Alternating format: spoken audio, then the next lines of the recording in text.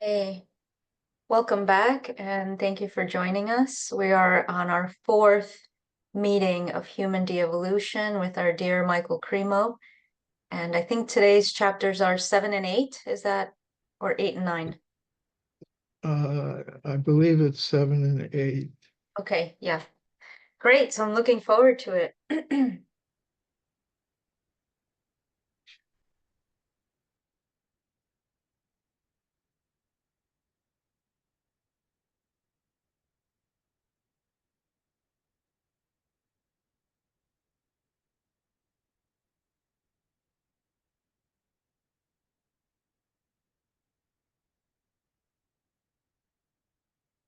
Okay.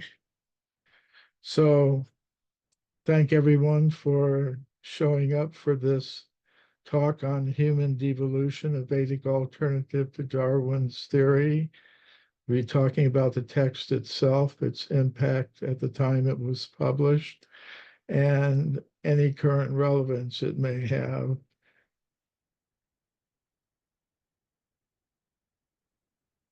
So just to review where we've come from, uh, for those who may not have attended all the talks, I'll just briefly go over what we've covered so far. I think we have to keep in mind what the end goal is that we're trying to bring people to. And we're ultimately trying to bring people to an understanding of the Vedic cosmos and our place in it.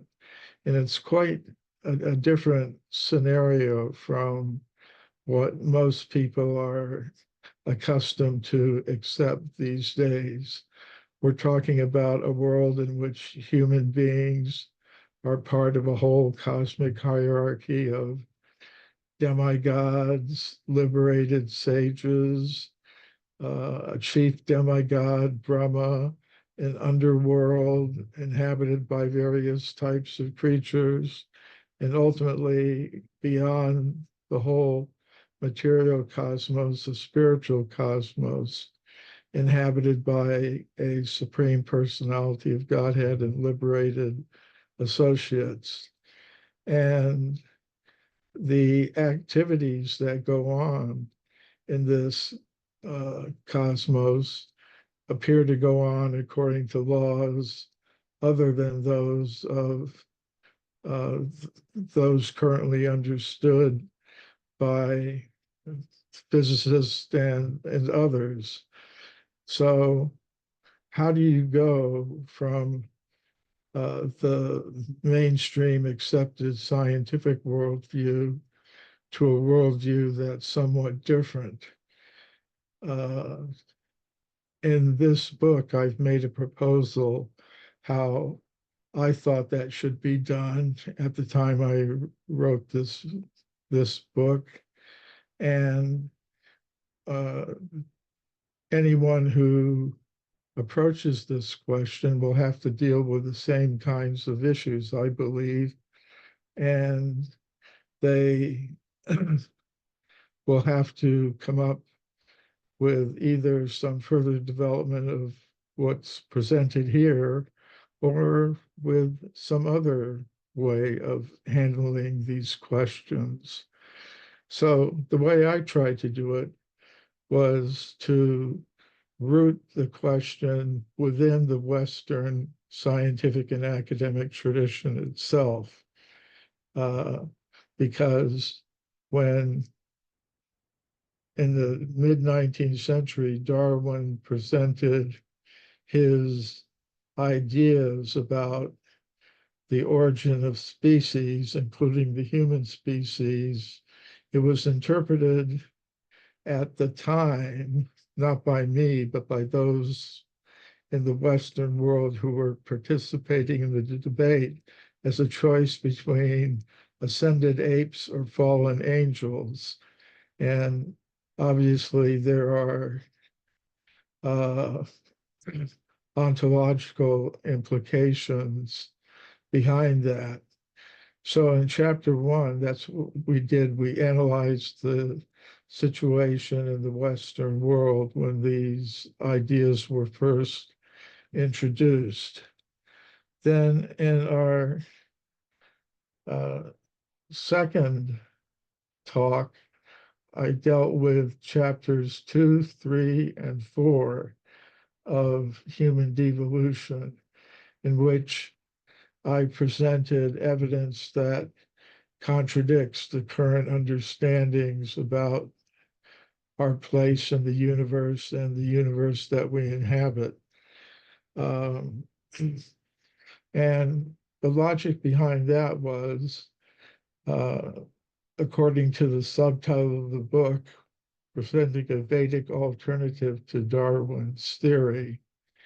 And if one is going to present an alternative, it is good to show that for various reasons, there's room for an alternative, or there are some reasons why an alternative should or could be presented. So in chapter 2, we reviewed archaeological evidence that was previously reported in the book Forbidden Archaeology by Richard Thompson and myself. In the third chapter, we reviewed evidence for non-human species, anomalous evidence for their presence on this planet.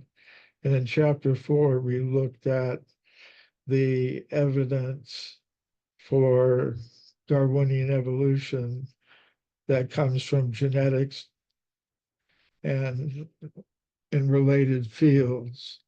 And we determined that there are reasons for pursuing alternatives.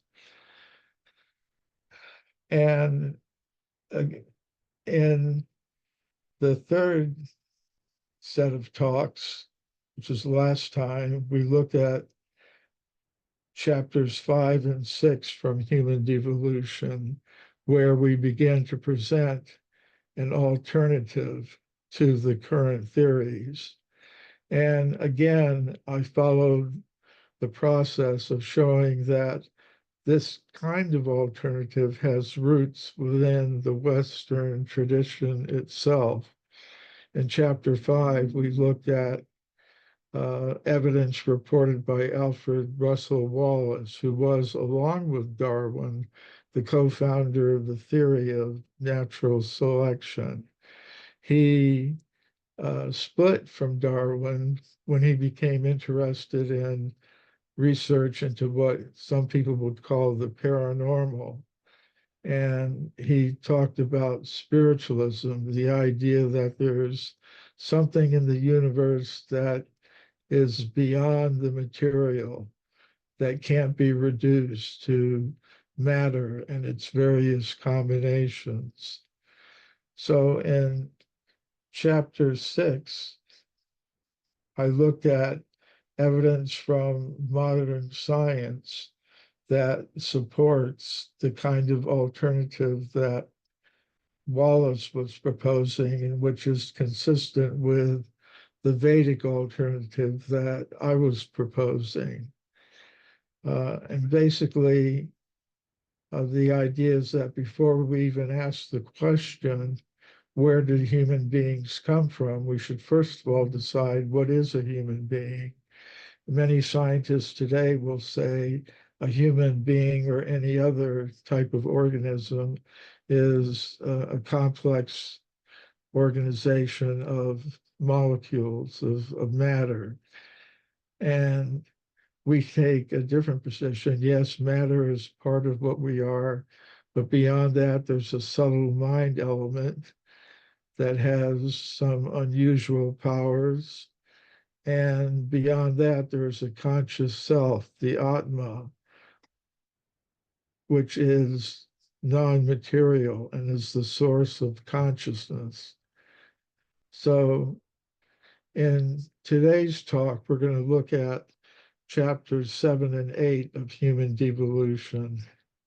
Once we've established that a human being or any other biological organism is a combination of matter, mind, and spirit, or consciousness, then it leads to the idea that the cosmos is divided into regions of ordinary matter, of subtle mental energies, and of pure consciousness or spirit. And once that is established, we can posit the concept that there are beings, living beings, adapted to the conditions at the different levels of this cosmic hierarchy of beings. And there's evidence for that if we study the cosmologies of various people widely separated in time and space, which is what's being done in chapter 7. And then the question becomes, well, is there any scientific evidence for that? And in chapter 8, uh, which is called Angels, Apparitions, Angels, and Aliens, we look at the scientific evidence for beings at different levels of this cosmic hierarchy. So the basic idea is that there are basically three levels to this multi-level cosmos that is described in the Vedic text. There's a level of the gross material elements at the bottom there, which is the level that we now inhabit. It's inhabited by beings adapted to the conditions there. Beyond that, there are more subtle realms of mental, intellectual, and egotistical energies. It's inhabited by beings adapted to the conditions there. And people in different cultures have different names for these beings. They may be called demigods, devas, jinn. They're different names according to different cultures. And beyond that, there's a level of pure consciousness or spirit inhabited by beings adapted to the conditions there. So in chapter 7, which is titled The Cosmic Hierarchy, a Cross-Cultural Study, I looked at the cosmologies of about 40 different cultures around the world, from different times, different geographical locations. And they all tended to have something that resembled this basic outline of a cosmic hierarchy of beings with a level of gross material elements, a more subtle material realm, and a totally non-material realm of pure consciousness or spirit. And we can see this basic outline, for example, if we look at uh, medieval Christianity, where there's a terrestrial level inhabited by human beings like us and other types of organisms. Then there's a more subtle material realm of more subtle energies inhabited by creatures adapted to the conditions there, angels, they're intermediate beings between the purely spiritual realm of God and his eternal associates. So that basic pattern, of course, is repeated in the Vedic cosmology, where there's a terrestrial level. Beyond that, the more subtle material realm of the demigods, and beyond that, the purely spiritual realm of pure consciousness or Krishna consciousness. So, part of chapter 7 is based on a presentation I made at a major international conference on consciousness studies called Toward the Science of Consciousness.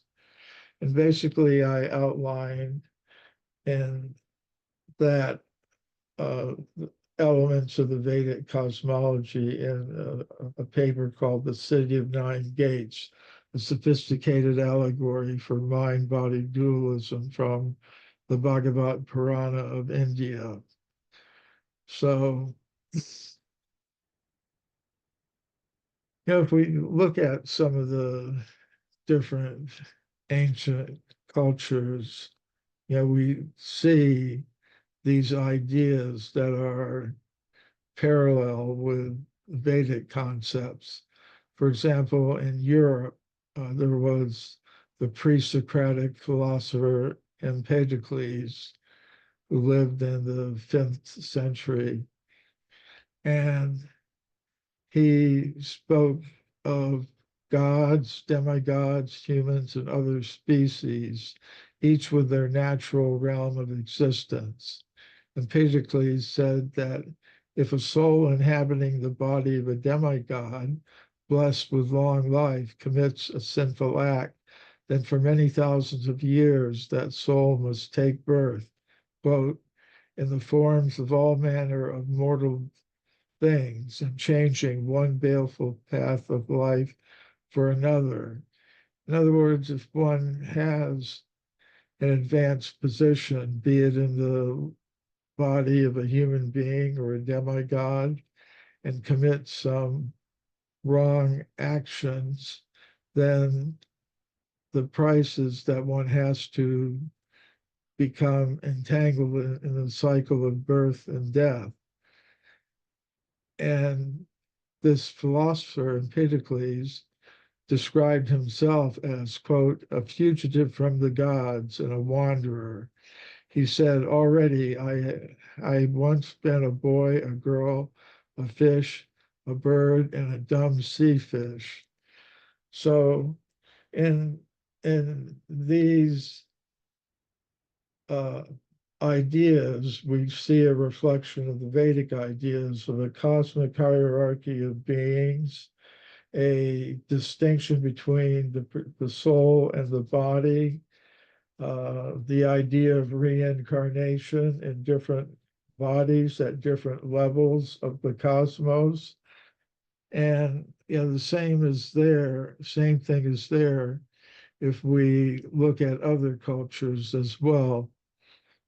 Empedocles held that by philosophical insight and a pious life, a soul can return to its original position.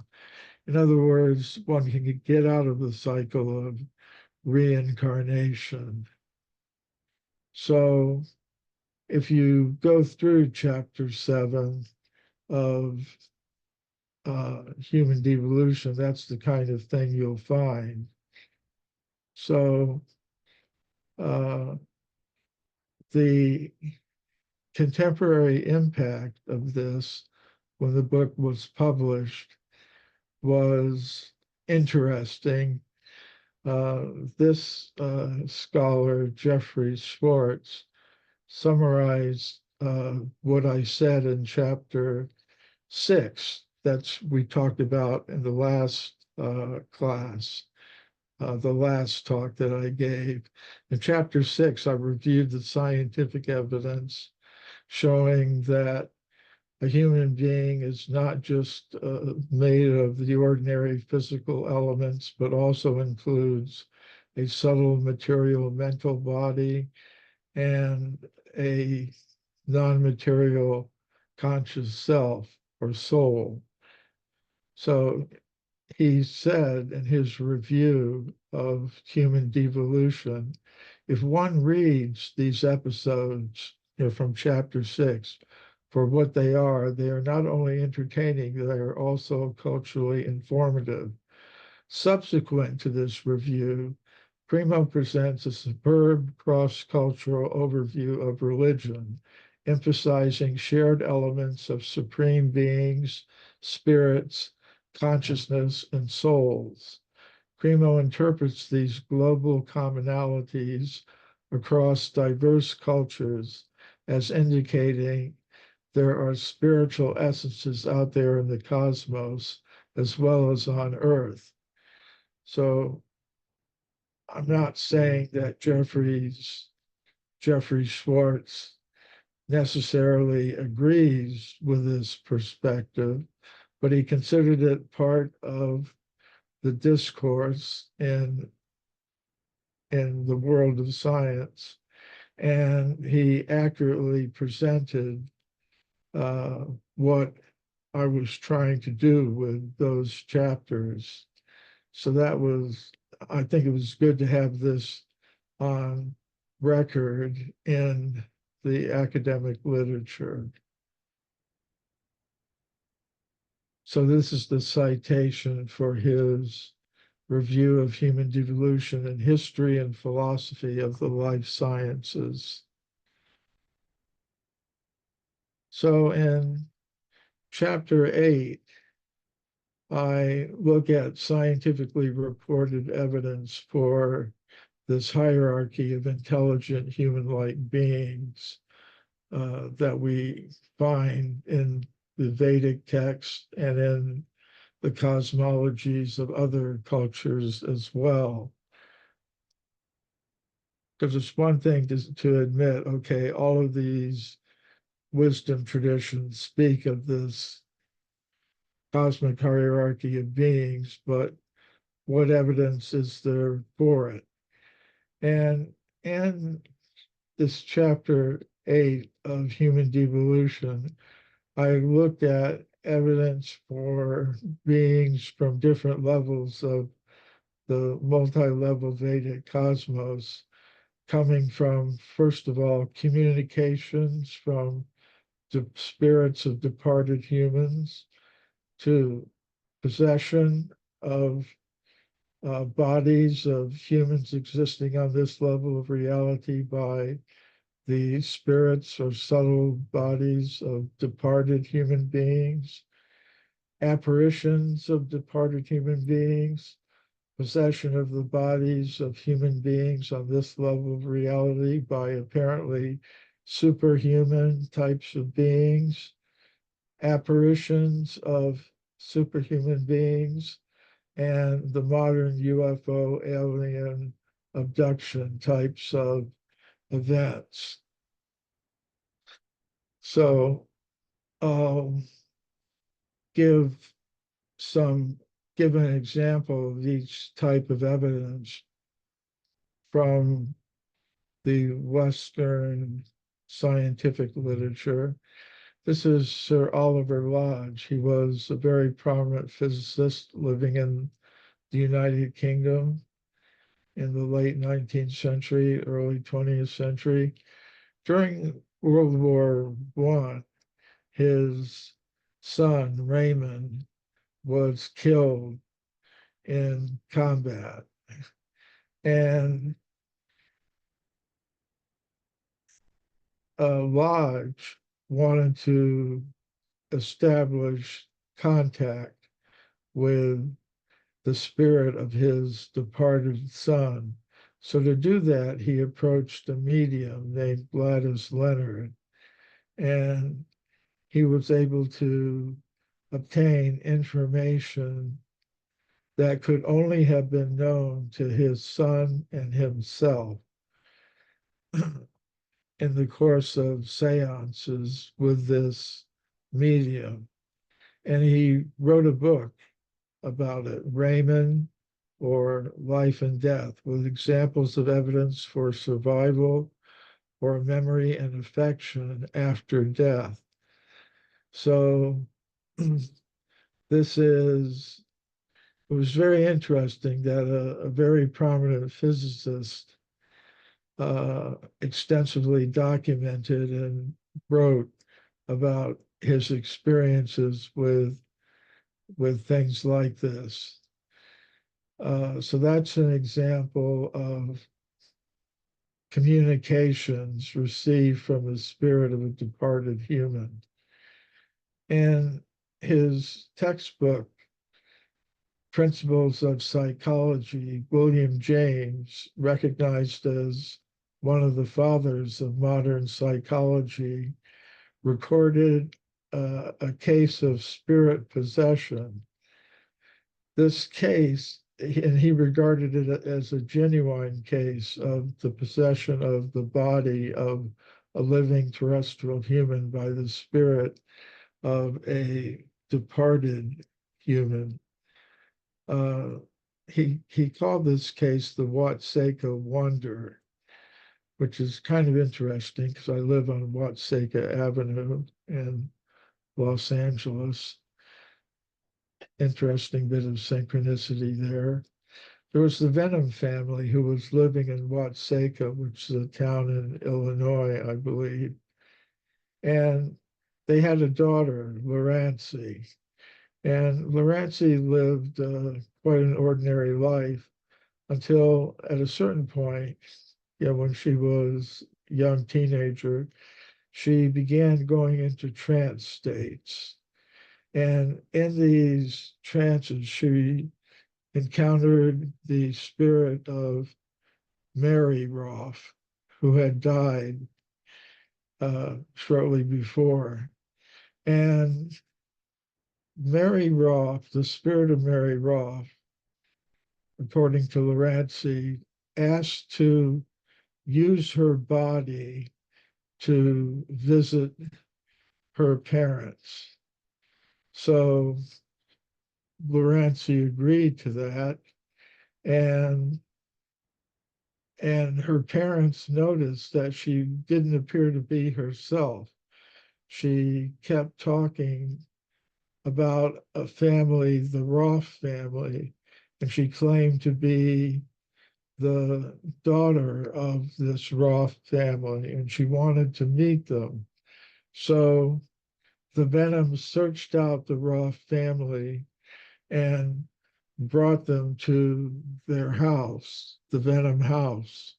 And as Lorancy saw them coming up, she recognized the individuals in the family, although the two families had never met previously. And both families agreed that she should go and live with the Roth family for some time, which she did. And during her stay there, she acted perfectly in the role of their departed daughter, Mary Roth, displaying all kinds of knowledge that would have only been known to this girl. And after a certain point, Lorancy started again going into trance states, and the spirit of Mary Roth said okay, she'd satisfied her desire to be with her family, so she left. And Lorancy began to feel like a stranger in the house of the Roths. She wanted to go home, so that was arranged. She went home and lived a normal life after that. And I thought it was significant that uh, William James, father of modern psychology, included this in his classic textbook as an example of spirit possession. Apparitions. This is a case of an apparition of the spirit of a departed human. Charles Tweedale was a fellow of the Royal Astronomical Society early in the 20th century in England. And as a child, he had an experience where he was asleep in his room at night, and he woke up in the middle of the night and saw standing at the foot of his bed an elderly woman with a kind of a bonnet on. And then this apparition disappeared. And the next morning, he went to have breakfast with his mother and father. And sitting at the table, he recounted what had happened. He said, last night I was sleeping, I woke up, I saw at the foot of my bed, uh, this woman standing there, elderly woman standing there, and she was dressed like this and that, and then she disappeared. And his father got up from the table and breakfast table, left, kind of slammed the door behind him. And uh, Charles asked his mother, well, why did father leave like that? What did I say? She said, well, last night your father woke up in the middle of the night and saw standing at the foot of his bed uh, his mother. And later in the day, of course, this is before the day of instantaneous communications with cell phones and things like that. Later in the day, they got a telegram that the man's mother had, in fact, died during the previous night. And the time of death was given in this telegram. And Charles, was an intelligent boy interested in astronomy. He recalled that the moon had been shining in the window of his bedroom at a particular height above the horizon. At the time, he'd seen the apparition of the spirit of this departed woman. And from the position of the moon, as he recalled it, he was able to calculate the time that the apparition had appeared, and it was right at the time or shortly after the time this woman had died. So that's a case of an apparition of a departed human. Sometimes there are cases where of spirit possession that are not like the case of Lorancy Venom and Mary Roth, where you have one girl wanting to use another girl's body to visit with her parents. Uh, there's a famous movie based on a novel called The Exorcist, but both the novel and the film were based on an actual case of an exorcism carried out by a Catholic priest in, I believe it was Baltimore or Maryland in the United States. And in that documented case of possession, it's obviously not the spirit of some girl, but the spirit of some demoniac, superhuman type of being that temporarily possessed the body of, in this case, a young boy. And then there are reports of evidence of appearances or apparitions of superhuman beings, like the well-documented case of Marian apparitions at Lourdes and other places like that are worth consideration in this regard. And then there are the alien UFO types of reports that I summarize in this chapter, in which Richard Thompson Sadapubu is amply documented in his work, Parallels or Alien Identities.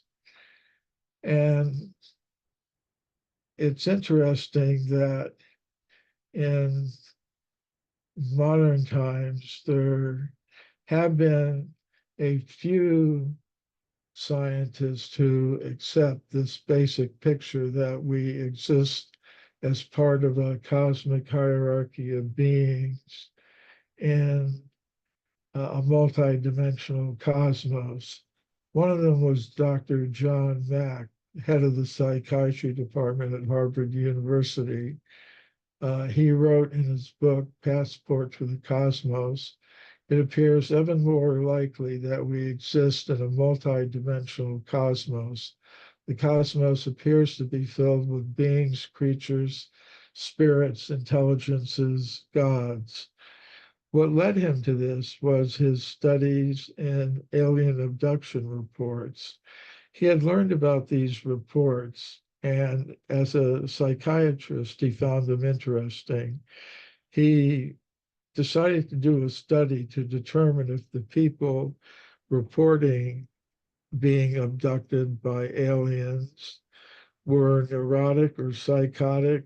What was their psychological state? So he did a very careful study and he determined that these people who reported these things were not neurotic or psychotic. According to his evaluation, they appeared to be displaying the symptoms of post traumatic stress. Uh, so, as far as he was concerned, they were reporting real events. And this research led him eventually to this uh, point where he was writing things like this, which got him into trouble at Harvard. An academic court was convened to remove his uh, uh, or I forget the word, his tenure, excuse me, to remove his tenure at Harvard. Now he successfully uh, fought that. And I met him a couple of times. He gave me some documentation of the proceedings at Harvard. And we met in England at a conference and kind of agreed to stay in touch with each other. But he died shortly thereafter in a mysterious automobile accident in England. He had been walking by the side of the road and a car went off the road and killed him. So there are scientists these days who are uh, interested in these things. Avi Loeb, who was head of the astronomy department at Harvard, has also expressed this idea that we're not alone in the cosmos. Uh, Again, returning to the review of Human Devolution by Jeffrey Schwartz, he said about the book and the various categories of evidence that it deals with. Said the fascinating thing about the author, Michael A. Cremo, is that he's extraordinarily well read on topics ranging from geology, paleontology, paleoanthropology, genetics, biochemistry, biology, archaeology, psychology, and comparative religion, to the paranormal, the extraterrestrial, and spiritual. His message is that the facts derived from the sciences and social sciences do not support the model of evolution based on Darwinism. Or, I would add, the cosmology in which Darwinism finds its place. In other words, a matter-based understanding of the cosmos that we inhabit. I think the evidence points towards a consciousness-based universe with purpose, and I think that's the direction in which I would like to see things go. So,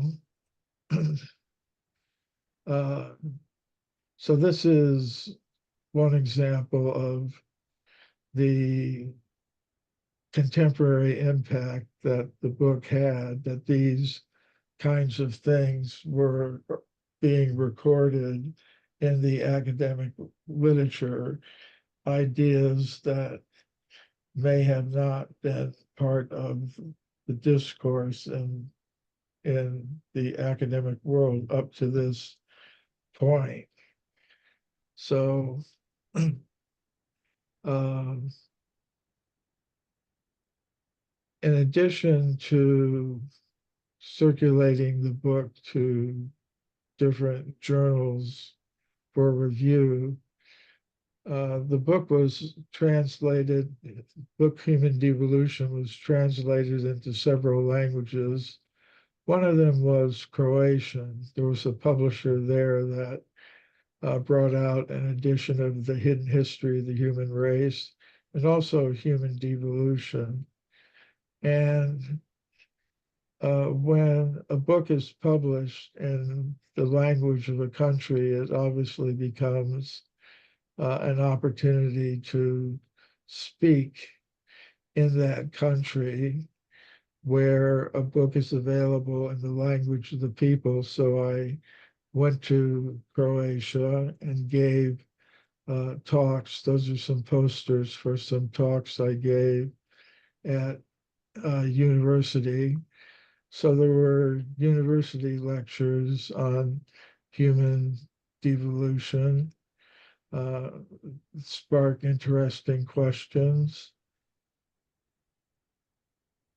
And this is a poster that was made for a public lecture in Split, which is on the Adriatic coast of Croatia. One evening, there was a talk in a lecture hall, and it was well attended. People paid to come to it, and they heard something about human devolution. Of course, it's an opportunity to uh, get books out to people, and devotees there also arranged for prasadam to be available. It's an interesting place, but there's a palace of the Roman Empire Diocletian, the Roman Emperor Diocletian. It's very well preserved from Roman times. He had been born in this area, and when he retired as emperor, he came and built a big palace and retired there. It's interesting. And of course, when I was there, I also spoke at the ISKCON centers. There were media interviews. This is for a science program on the national television there. Another program, opportunity for interviews on television, radio, newspaper interviews about human devolution. It says we don't evolve up from matter. That's the basic message of human devolution. We don't evolve up from matter as individual conscious beings. We devolve or come down from the level of pure consciousness or spirit and are covered by the lower energies of mind and matter. Uh, there's a famous archaeological site in Croatia, which I visited. And I also spoke at a meeting of the European Association of Archaeologists. Uh, these were the session organizers and some of the participants. And the session where I presented a paper. And this is one of the lecture sessions. Um,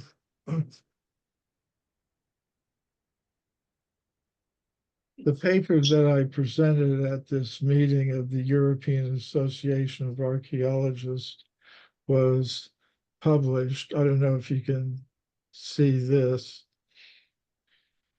It's a British Archaeological Reports publication.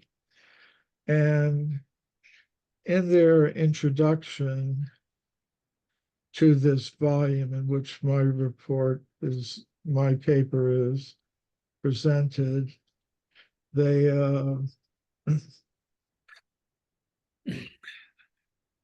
they introduced my paper in their introduction to the volume this way. Say, Cremo begins this thematic section by explaining and problematizing his own voice as alternative. He outlines his epistemic thesis, that is, his argument for extreme antiquity of the human species on an Indian religious and philosophical basis. This, he explains, jars with current mainstream interpretation of material culture. However, his thesis is not the main focus of the paper. It rather acts as a case study into how epistemic debates can be contextualized within archaeological and religious stratigraphies. Cremo proceeds to explore and self-reflect on his motivations for deviating from the mainstream, on his audiences and his methods of communication, as well as on the reaction and criticism that his thesis has encountered. As an alternative insider, he argues for a more open dialogue between the fringe and mainstream archaeologists, which he feels could be achieved through the empowerment of multivocality in the public domain. So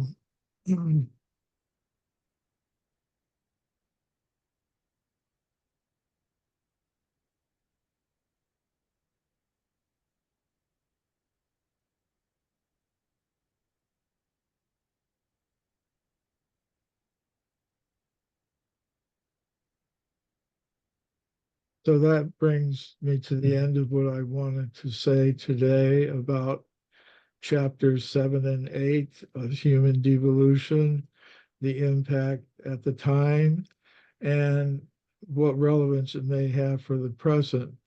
The relevance is, I think we have to keep in mind what we're hoping to,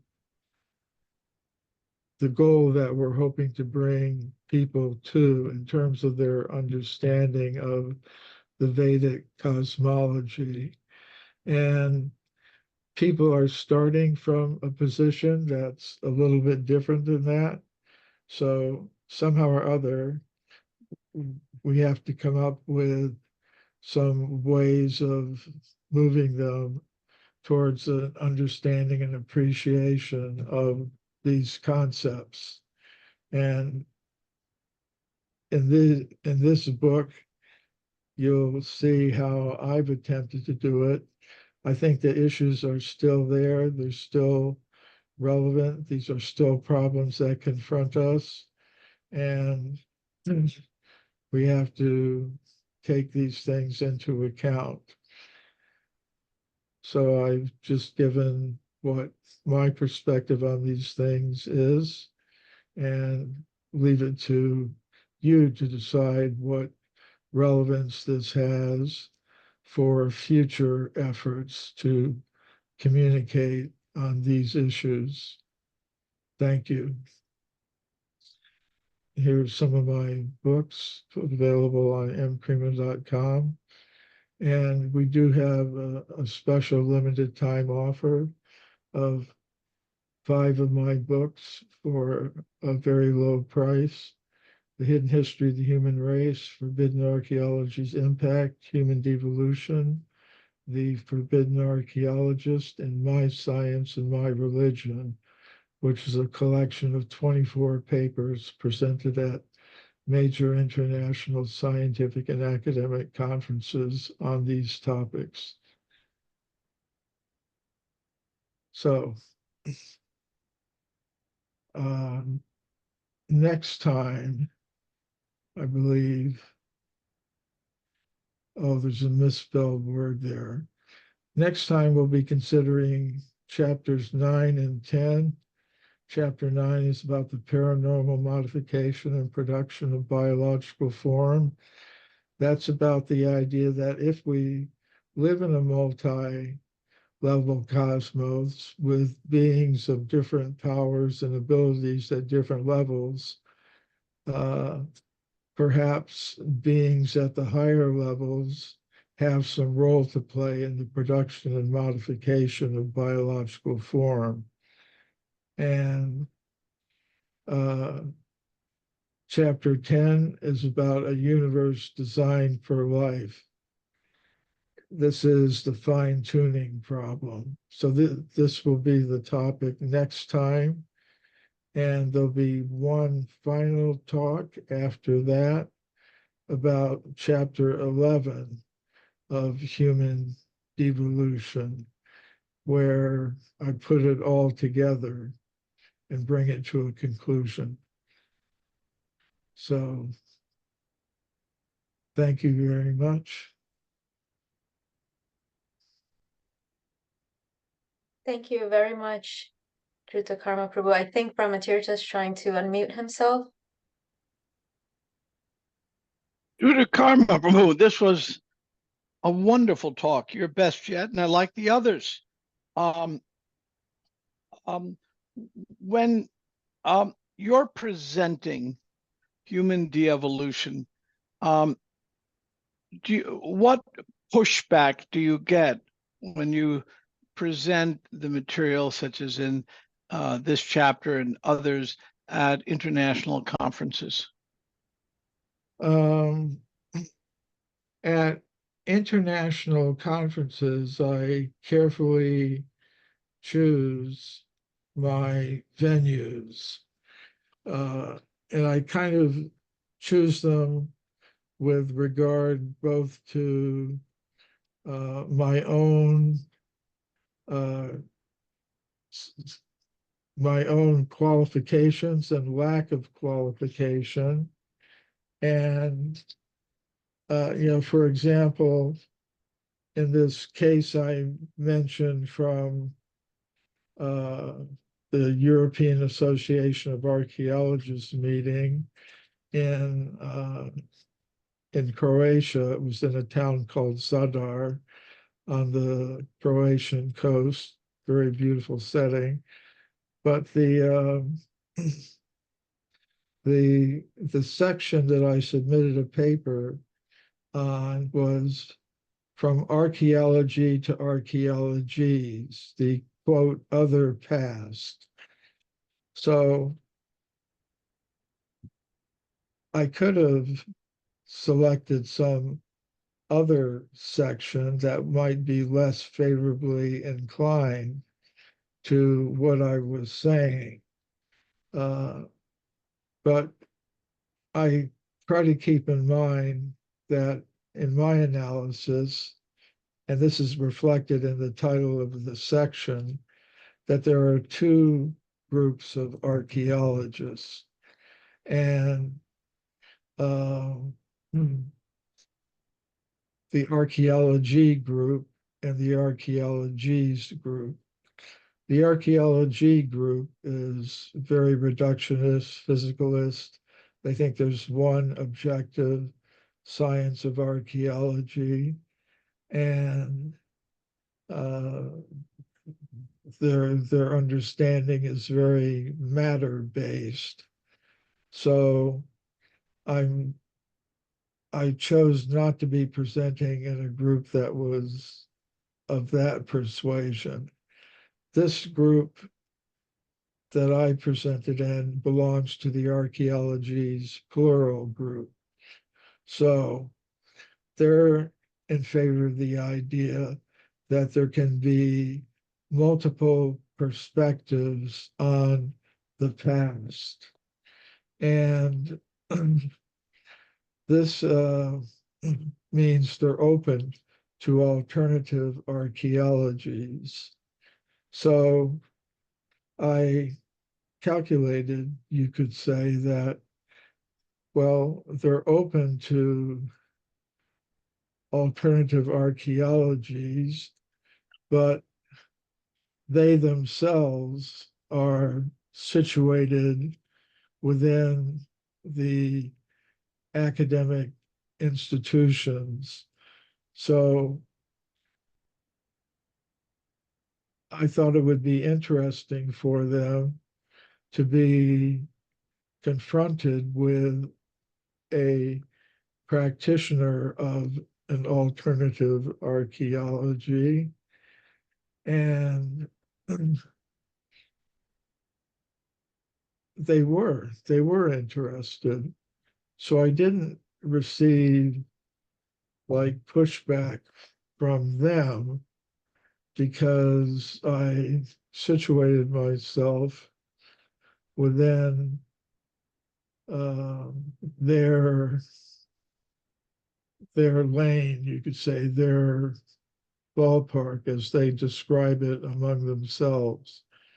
I think this is reflected also in the paper that Cornelius Holtorf uh, contributed to this volume, in which he was asked to summarize the contributions and comment upon the contributions of the various participants.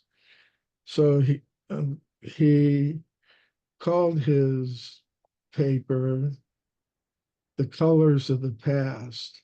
And his basic idea was that our understanding of the past is always it's always produced in the present. In other words, we don't have a time machine that will actually take us to the past. We're looking at the past from our present situation. And his position is that uh, you could say, in a sense, in a metaphorical sense, that our picture of the past is colored by our present commitments. So that was how he was interpreting my paper. Like he says the colors of the past have to do with, quote, the identity of the past. And he offers a citation. And thus with particular ontologies brought to bear on the past. Michael Cremo, for example, is very explicit in his chapter about adopting an ontology that incorporates non-material substance, intelligence, and agency. As a direct outcome of that ontology, Cremo can consider his archaeology to be an integral part of his yoga, his meditation, and his spiritual discipline. Suggesting that we humans do not evolve up from matter, but down from pure consciousness, Cremo hopes that consciousness will be restored to its original pure state, and that this restoration should be the main purpose of human existence. So that's how he fit my contribution into the session he was asked to evaluate and summarize. Now, I think it's good that that's on record in the academic literature. It might be difficult to find, but it's there. Um, so by picking the audience and the space in that discipline where I felt I could most effectively interact with them, I was being evaluated according to a different standard than may have been applied by if I had submitted a paper to present at a session kind of organized by the supporters of the archaeology singular group.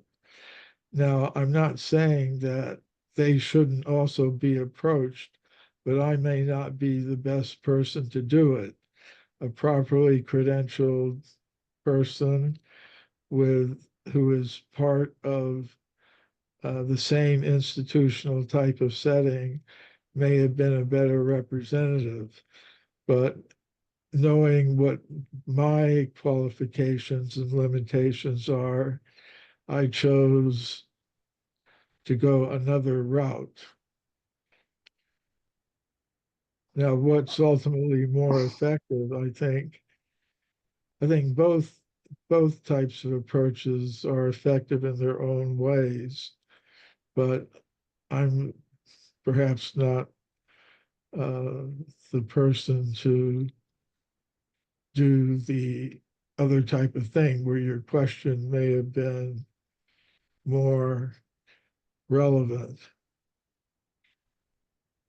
No, I thought it's brilliant the way you do that, where you present to an audience that will accept your qualifications, and you don't try to present to an audience that won't listen to what you say. Rather, they'll look at your initials, the alphabet soup after your name.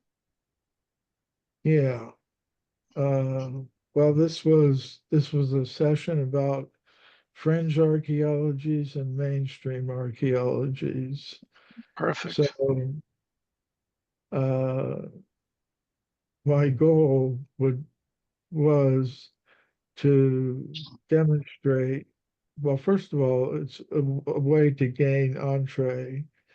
And as I said, I had a good time with the archaeologists in presenting the session and contributing to the publication that came out of it. So on that level, things went fine. And then just socially, while I was there, we had very nice interactions.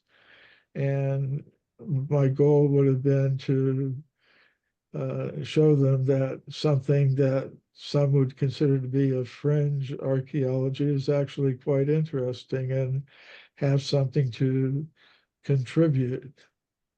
And one thing is that I presented, not mentioned so far, is that the kind of alternative I'm presenting, which is based on the spiritual equality of all living things, human beings, but beyond that, all living things, is a way of envisioning the world that could result in less violence, less division based on superficial differences in race, gender, nationality, religion. In other words, show that an archaeology or understanding of human origins based on something other than physicalist, materialist understandings may have something to contribute to not just the scientific questions, but different ethical and moral issues that are always connected with science in one way or another. Excellent. I want to be like you when I grow up. Yeah, excellent. Thank you. Hey, if there are any other questions or comments, you may unmute yourself. In the meantime, I have a question. It was really interesting to hear about Dr. Mack from Harvard, and I'm curious if you know of any other coalitions or in the past or even currently of people who are equally interested in challenging these conventional scientific ideas that have wanted to work together on this topic. I think there's the Institute for Noetic Sciences, which some of the BIHS members will be familiar with. I think that's one. Um, there are other individuals who are pushing boundaries. I mentioned one, Avi Loeb, who is Could you spell that, please? AVI AVI. LOEB. Okay, thank you.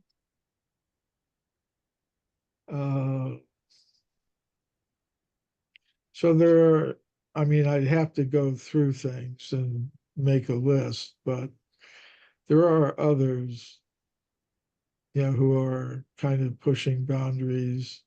In the consciousness studies conferences that BIHS has been participating in, there are researchers who are pushing boundaries. In England, there's the Science and Medical Network uh, that has kind of pushed the boundaries a little bit in different areas. Kennedy would probably have had some contact with them. So in archaeology, there's a group called the Pleistocene Coalition that is kind of pushing the boundaries in terms of archaeology in North America. There are other individuals and groups that I've run into that are in that category, I think. But the mainstream scientific audience is also extremely important because they're very influential. They are gatekeepers, and they do uphold certain standards for rigor and integrity in their work, which I think are important to understand. And they kind of set a bar for us who are on, presenting things in a more alternative way. Hey, yeah, I really appreciate that balanced perspective that we need all of it. Thank you very much. If there are no other questions or concerns, sorry, questions or comments. Concerns are also okay. Actually, maybe I could. Thank you, Druta Karma Prabhu. I was quite fascinated by what you said about that Professor Mack. And I was sort of looking further into that. And I mean, obviously, it's basically as you reported it, that, but then there was pushback against the attempt to silence him. And someone wrote that it was the first time in Harvard's history that a tenured professor was subjected to such an investigation. And the committee chairman concluded that to communicate. Anyway, so it's very interesting as far as his death, at least in Wikipedia, it doesn't say anything about maybe like he was killed by people that didn't want UFOs investigated or something. There was a driver who was arrested at the scene, later entered a plea of guilty to careless driving. He was a drunk driver. So, Yeah. So someone was convicted, but it's a fascinating story about that. And apparently he was, yes, I think it's a very fascinating, I mean, I'm sure you know more about it, but this thing is a very fascinating case of that Dr. Mack, who was actually the head of psychiatry at Harvard. Right. Yeah, I met him at a crop circle conference in England. Crop circle, that's right. Yeah, we were both presenters there. He came to my talk, I came to his, and my talk was titled, crop circles, not my field. But we had a good chat and kind of agreed to stay in touch with it. I had previously been in touch with him because I'd heard about his case at Harvard. I was very interested in it. and he had sent me some documentation about it. So we had been in touch before the crop circle conference, but it was shortly after that that I believe he died in that accident, which I think was unfortunate because I had been looking forward to continuing my communications with him. Hmm. Yeah, it's an interesting case.